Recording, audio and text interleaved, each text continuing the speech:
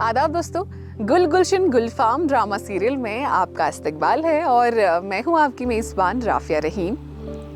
पिछले हफ्ते आपने देखा कि हाजी साहब और उनके कुंबे के लोग इस बात से बेहद फिक्रमंद हैं कि अगर जेन पकड़ी गई और उसने इस मामले में अगर कादिर का नाम भी जोड़ दिया तो क्या होगा।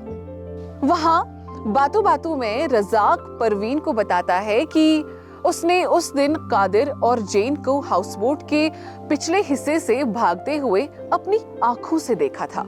यही बात जब परवीन अजीजी को बताती है तो अजीजी साफ लफ्जों में उसे इस बात का जिक्र किसी से भी ना करने को कहती है। हाजी साहब से तो बिल्कुल भी नहीं।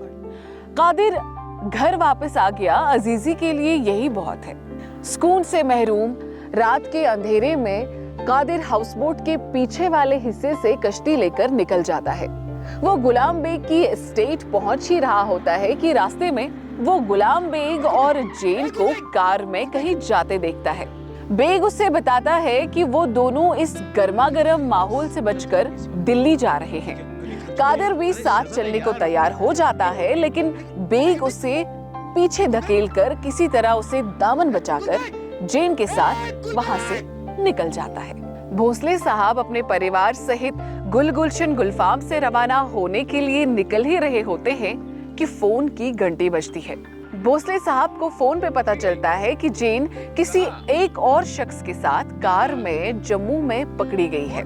हाजी साहब जो वहां मौजूद हैं, ये सुनकर शदीद परेशान नजर आते हैं। रज़ाक ये बात धीरे से कादिर को बताता है, जिसे सुनकर वो सब्र की हद तक परेशान हो जाता है। उधर नूर मोहम्मद जब कादिर से इस बात का जिक्र करते हुए ये कहता है कि अगर जेन ने इस सारे मामले में कादिर का नाम भी कहीं घसीट लिया तो उसका अंजाम बहुत ही बुरा हो सकता है। ये सुनकर कादिर को लगता है जैसे उसके पैरों तले जमीन ने अपनी मजनूयत खो दी है। आइए नाजरीन, आगे देखते हैं गुल गुलशन गुलफाम में क्या होता है। हर गुरुवार रात 9 बजे बिल्कुल देखना ना भूलें गुल गुलशन गुलफाम।